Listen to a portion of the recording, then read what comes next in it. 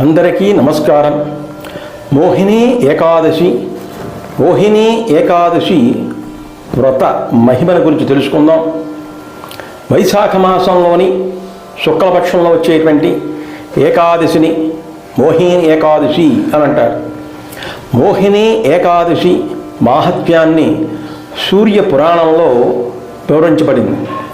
ఒకసారి పాండవ అగ్రజుడు ధర్మజుడు శ్రీకృష్ణుని చూసి ఇలా ప్రశ్నించాడు, ఓ జనార్దన, వైశాఖ మాసంలో శుక్లపక్షంలో వచ్చేటువంటి ఏకాదశి మోహిని ఏకాదశి, మరి ఆ ఏకాదశి ఎలా జరుపుకోవాలి, ఆచరణ ఫలితాలు ఏమిటి, ఏం జరుగుతుంది అంటే దానికి శ్రీకృష్ణుడు ధర్మరాజుతో ఇలా అన్నాడు, ఓ ధర్మనందన, వశిష్ఠుడు శ్రీరాముణ్ణి తెలిపినటువంటి ఒక కథను నేను నీకు వివరిస్తాను, సావధానంగా విను అని చెప్పాడు.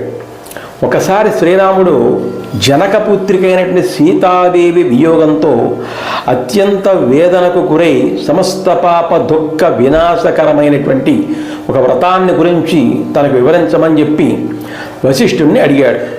వశిష్ఠుడు ఈ విధంగా చెప్పాడు, రామచంద్ర, నీ ప్రశ్న సకల మానవాళికి లాభదాయకమైనటువంటిది.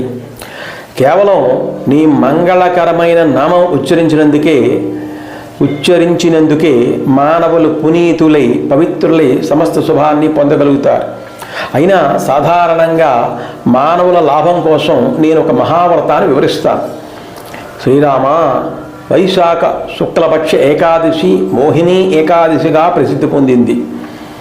మరి ఆ ఏకాదశిని పాటించడం ద్వారా మనిషి యొక్క సమస్త పాపాలు దుఃఖాలు మాయా పటాపంచలవుతాయి. దానికి సంబంధించినటువంటి పరమ మంగళకరమైన కథను చెప్తాను విను అన్నాడు.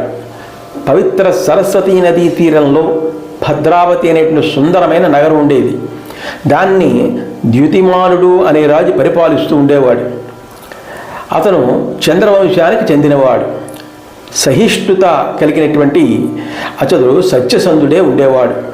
అదే నగరంలో ధనపాలుడైన విష్ణు భక్తుడు కూడా ఉండేవాడు. వైశ్యవర్ణానికి చెందిన ధనపాలుడు ఎన్నో వ్రతాలను, విద్యాలయాలను, విష్ణు మందిరాలను, వైద్యశాలలను, విశాలమైన రహదారిని నిర్మింపజేశాడు. మంచినీటి బావులను త్రవ్వించాడు. ఉద్యానవనాలను ఏర్పాటు చేశాడు. ఆహార వసతి కల్పించాడు. ఈ విధంగా తనకు దగ్గర ఉన్నటువంటి ధనాన్ని సద్వినియోగపరిచి అతడు తన పేరు నిలబెట్టుకున్నాడు. అందరికీ శ్రేయోభిలాషి అయినటువంటి ఈ విష్ణు భక్తుడికి శమనుడు, ద్యుతిమానుడు, మేధావి, సుకృతి, దృష్టబుద్ధి అనే 5 పుత్రులు ఉన్నారు. వారిలో దృష్టబుద్ధి పరమ పాపి, కుమతి చెడు ప్రవర్తన కలిగినవాడు. అయితే ఈ దృష్టబుద్ధి వేశ్యా సాంగత్యం కలిగిన వాడే మద్యపానం పట్ల మక్కువ చూపించాడు. ఇక ప్రాణులను చంపడంలో, హింసించడంలో అతనికి ఆనందం కలిగేది. కుల కళంకంగా తయారైన అతడు దేవతలకు, అతిథులకు, పితృదేవతలకు, బ్రాహ్మణులకు ఏమాత్రం గౌరవం ఇచ్చేవాడు కాదు. పాపాత్ముడైన దుష్టబుద్ధి తండ్రి ధనాన్ని దుర్వినియోగం చేసేవాడు. ఒకసారి అతడు రహదారిలో ఒక వేశ్య భుజంపై చేయి వేసి నడవడాన్ని చూసి చలించిపోయిన ధనపాలుడు అతన్ని ఇంటి నుండి తరిమేశాడు. ఆ విధంగా తల్లిదండ్రులు, బంధుమిత్రులు అందరి ప్రేమను కోల్పోయి వీధిలో పడినటువంటి ఆ దృష్టబుద్ధి తనకు ఉన్న వస్త్రాలను, ఆభరణాలను అమ్ముకుని కొంతకాలం తన పాపకర్మను కొనసాగించాడు. ఆ ధనం కూడా ఖర్చు అవ్వగానే నిజమైన కష్టాలు ఆరంభమయ్యాయి. ఇంకా తగినంత ఆహారం లభించక అతడు బక్క చిక్కిపోయాడు. ఇంకా చేసేది లేక దొంగతనం కూడా సిద్ధపడ్డాడు. ఒకసారి రక్షక భటులు అతని చిక్కి అతని తండ్రి గొప్పతనాన్ని చూసి వారు అతన్ని వదిలేశారు. కానీ ఒకసారి అతను ఒక పెద్ద దొంగతనం చేసి పట్టుబడ్డాడు. అప్పుడు అతడు రాజు తనకి దేశ బహిష్కరణ శిక్ష విధించాడు. ఆ విధంగా దేశ బహిష్కరణ గురైనటువంటి దృష్టబుద్ధి ఆ ఒక కేకారణ్యంలో ప్రవేశించి ఆకలి దెబ్బలకు లోనే విచక్షణారహితంగా పశువుల్ని, పక్షులను చంపి పచ్చిమాంసాన్ని తినసాగాడు. ఆ విధంగా విల్లమ్ములు పట్టుకుని ప్రాణహింస అనే పాపం చేస్తూ అతడు అనేక సంవత్సరాలు గడిపాడు. ఆ విధంగా అడవిలో సంచరిస్తూ ఒకరోజు దృష్టబుద్ధి కౌండిన్య ఋషాశ్రమంలో ప్రవేశం జరిగింది. అది వైశాఖ మాసం. ఆ ఋషి గంగానదిలో స్నానం చేసి అప్పుడే ఆశ్రమానికి తిరిగి వస్తున్నాడు. దైవశంగా ఆ ఋషి వస్త్రం నుండి ఒక నీటి చుక్క దృష్టబుద్ధి మీద పడింది. దాంతో అతని సమస్త పాపాలు నశించాయి. వెంటనే పరివర్తన కలిగిన దృష్టబుద్ధి ముకుళిత హస్తుడే తన పాపాలకు ప్రాయశ్చిత్తం తెలుసుకుని కౌండిన్య ఋషిని ప్రార్థించాడు. అతని మాటలు విన్న కౌండిన్య ఋషి కరుణతో ఈ విధంగా పలిపాడు: నీ పాపాలన్నీ కూడా శీఘ్రంగా నశించే ఉదాత్తమైన పద్ధతిని చెబుతాను విను. వైశాఖ మాసంలో శుక్లపక్షంలో వచ్చే మోహిని ఏకాదశి మేరు పర్వతం అంతా పాపరాశినైనా నశింపజేస్తుంది. కాబట్టి ఆ ఏకాదశి నీవు శ్రద్ధతో ఆచరించు అని తెలిపాడు. కౌండిన్య ఋషి చెప్పిన మాటలు విన్న దృష్టబుద్ధి ఆయన ఉపదేశించినటువంటి విధిని అనుసరించి మోహిని ఏకాదశిని భక్తి శ్రద్ధలతో నిర్వహించాడు.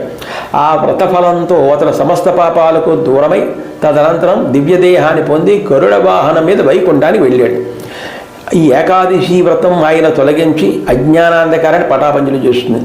తీర్థస్నానం, దానం, యజ్ఞాచరణ వలన కలిగే పుణ్యరాశి ఈ మోహిని ఏకాదశి వ్రతం ఆచరించడం వల్ల కలిగే పుణ్యంతో సరిపోలదు అని తెలిపాడు. మోహిని ఏకాదశి రోజున శ్రీ మహావిష్ణువుని పూజిస్తే కష్టాలు పోయి బాధలు తీరిపోతాయి అని పురాణాలు చెబుతున్నాయి. శ్రీ మహావిష్ణువుకు ప్రీతిపాత్రమైన ఏకాదశి రోజున ఎవరైతే ఉపవాసం ఉండి భగవంతుడిని భక్తి శ్రద్ధలతో పూజిస్తారో వాళ్ళకు సుఖ సంతోషాలు కలుగుతాయి. స్వస్తి. వీరభద్రరావు మామిళ్ళపల్లి ప్రెజెంట్స్ మన యూట్యూబ్ ఛానల్ని సబ్స్క్రైబ్ చేసుకునే వాళ్ళు వెంటనే సబ్స్క్రైబ్ చేసుకోండి, లైక్ చేయండి, షేర్ చేయండి. ప్రతి కామెంట్ను కూడా కింద బాక్స్లో రాయండి. Devotional, cultural, see my all videos continuously.